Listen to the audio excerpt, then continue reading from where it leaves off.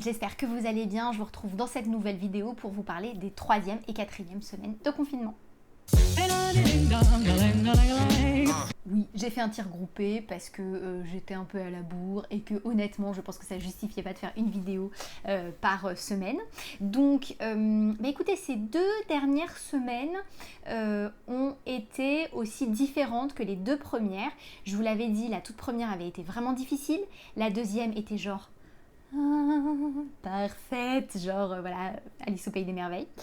Mais la 3e semaine, en revanche, a été super compliquée, genre mise à l'épreuve pour tout le monde.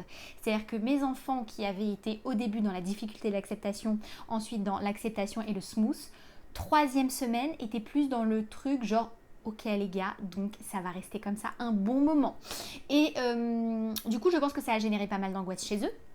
Ma fille, pour ce qui était de l'école, a continué à assurer. Ça, pour le coup, on était vraiment sur un bon rythme qu'on a gardé. Donc, lever 6h30, petit déjeuner, préparation, ensuite école. Alors d'ailleurs, elle était même trop mignonne parce qu'elle faisait un truc, elle préparait son sac, elle s'habillait et elle s'asseyait en fait près de notre table à manger où je la fais bosser. On a un canapé et elle s'asseyait dans le canapé avec son sac et c'était le bus. Donc il fallait faire le bus, l'arrivée à l'école et tout machin. Donc elle avait vraiment intégré ça, elle en avait fait un jeu et tout. Donc on faisait son français, sa lecture. Ensuite, petite pause récréation, petit goûter. Ensuite on se remettait au travail, on faisait des maths sous forme de jeu et après on faisait du sport ou du yoga et puis une activité pendant que moi je préparais le déjeuner et donc ça roulait, vraiment ça roulait bien. En revanche, dès qu'elle sortait de ce cadre là, c'était vite un peu compliqué. Elle était assez quand même irritable, un petit peu de mauvaise humeur. Et mon fils, ça a été le fiasco total. Alors on était sur des tétés à la demande en permanence. Maman tété, maman tété, maman tété. Il était particulièrement violent, il jetait tout. Mais quand je vous dis jeter, c'était prendre, il jouait avec quelque chose. Et d'un coup, ça lui pétait, il balançait le truc, mais en plus il a vachement de force, il faisait valser les jouets à travers la pièce, il mettait des coups à sa sœur, il lui jetait des objets à la tête et tout. C'était vraiment très compliqué et très violent. Donc du coup j'ai essayé moi de répondre à ses besoins dans la mesure du possible parce que j'avais quand même toujours sa sœur à m'occuper et comme je vous l'avais déjà dit dans une précédente vidéo, évidemment c'est quand je ne peux pas m'occuper de lui qu'il est le plus en demande, bien sûr. Donc c'était voilà une semaine vraiment très compliqué de ce point de vue là et principalement pour Hugo. Ça a été très très dur. Et la 4e semaine, en revanche, il s'est calmé. Je pense qu'on a aussi beaucoup répondu à ses besoins, donc c'était beaucoup de câlins, on passait pas mal de temps avec lui. Sur ces 2 semaines-là, Eric a un petit peu télétravaillé. Donc il était quelques jours à la maison, donc même si bon, il sort pas hein, vraiment, il se met ici dans la chambre, il s'installe, la table à langer devient un bureau. Mais voilà, en cas de grosse crise ou quand il sentait qu'Hugo était vraiment pas bien, il venait lui faire un câlin et tout, donc ça c'était bien. Et puis surtout comme il était à la maison, il pouvait le coucher. Donc ça c'était chouette, ça a été un des points positifs du confinement, ça a été sur le sommeil d'Hugo, d'ailleurs je vous ferai une vidéo vraiment spécifique là-dessus parce que là en un mois il a fait un bond. Mais vraiment un bond. Il dort mieux. Je pense que je peux dire qu'il dort vraiment mieux. Il se réveille beaucoup moins. C'est plus facile de l'endormir. Son père peut l'endormir. Quelle joie. Donc ça change quand même beaucoup de choses. Mais ça, je vous en parlerai dans une toute autre vidéo. Et puis la 4e semaine, c'était donc les vacances scolaires chez nous. Donc on a vraiment essayé de respecter ça. On a arrêté de travailler, c'était les vacances. Là, c'est encore les vacances d'ailleurs.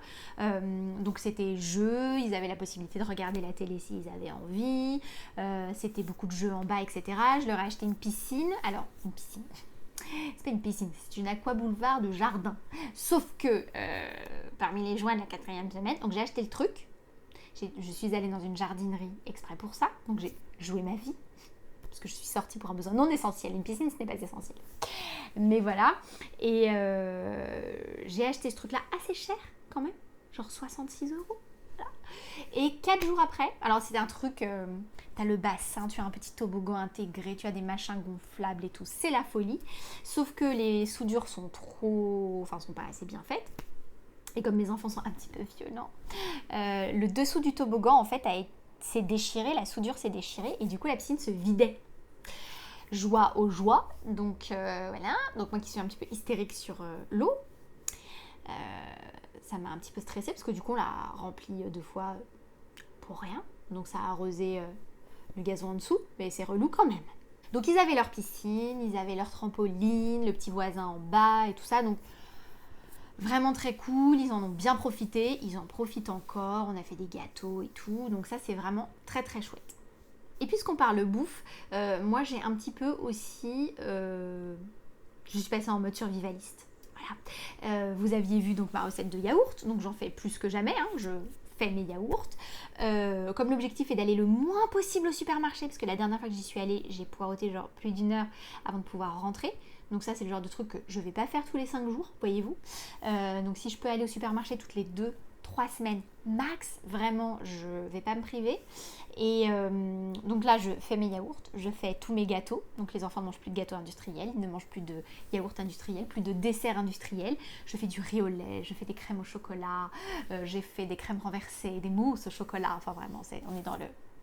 En plus ça fait des desserts sympas, enfin ça fait des trucs un peu cool, je gère ma quantité de sucre, je gère... Donc voilà, je fais vraiment les desserts que je veux. Et la dernière fois que je suis allée au supermarché, j'ai craqué, j'ai acheté une machine à pain, et ben on est tous trop contents. C'est-à-dire que la machine à pain c'est quand même génial, donc on ne va même plus à la boulangerie. Donc je fais... alors au début on était un peu hystérique, on mangeait un pain par jour. On s'est un petit peu calmé quand même. Bon, c'est vrai qu'on est 5 quand même.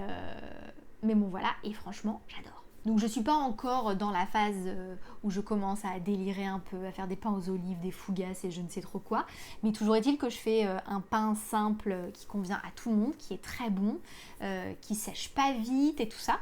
Donc du coup je me rends compte qu'en fait quand on fait soi-même, eh ben, on a besoin d'assez peu de choses.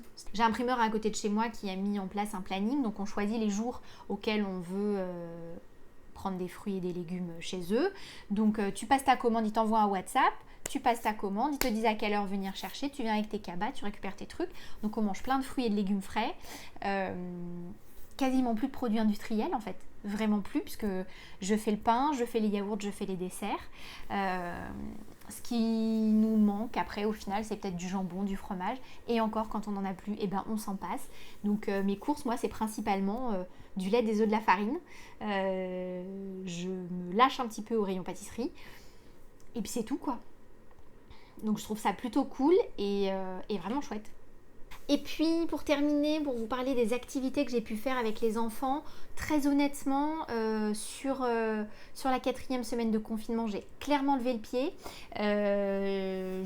Ils jouaient ensemble, ils jouaient seuls, ils ont joué dans le jardin, ils ont beaucoup pété dans la piscine. Donc j'ai quasiment jamais rien fait, sauf une fois. Alors vraiment, ils ont tellement kiffé le truc de la banquise avec les animaux emprisonnés que du coup... je surfe sur cette vague-là, donc j'ai fait des glaçons pyjamasques, des trucs comme ça. Ils adorent, et d'ailleurs quand j'ai demandé à Alma ce qu'elle voulait faire comme autre activité, elle m'a demandé des glaçons, donc je pense que je vais en faire d'autres, on va essayer de trouver une autre thématique. Mais voilà, j'ai pas fait grand chose. Et puis la 3e semaine avant Pâques, on avait fait des petits jardins de Pâques. J'avais trouvé l'idée sur Pinterest, en fait c'était des boîtes d'œufs avec des petites pailles plantées et puis des petits personnages dessinés, donc ça m'a pris beaucoup plus de temps à moi qu'à eux bien sûr, parce que eux ils ont juste fait les coloriages, hein. Moi j'ai fait les dessins, j'ai découpé, j'ai collé, j'ai fait tout ça. C'était Manip qui ne pouvait pas faire. Donc, mais ils étaient très contents, ils ont beaucoup joué avec, ils étaient ravis, ça a servi de déco sur la table de Pâques, c'était top. On a fait la chasse aux œufs, c'était top. Non, vraiment, et c'est vrai que je dois dire que même si c'est vrai que c'est très prenant, c'est fatigant quand même ce confinement parce qu'on est très sollicité en tant que parent.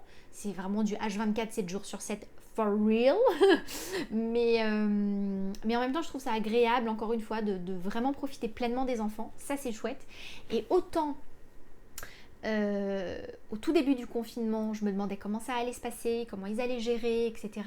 Là, maintenant qu'on est sur un truc un peu smooth, je suis en train de me dire, ok, à partir du 11 mai, comment ça va se passer le retour à la vie normale. Et j'ai peur que ce soit très violent, notamment pour Hugo. Alma, je pense qu'elle sera contente de retrouver ses copines et tout. Ce sera peut-être un peu difficile de se remettre dans le rythme de l'école, la cantine, le lever, le machin, le truc. Mais au final, ça fera comme après 2 mois de vacances.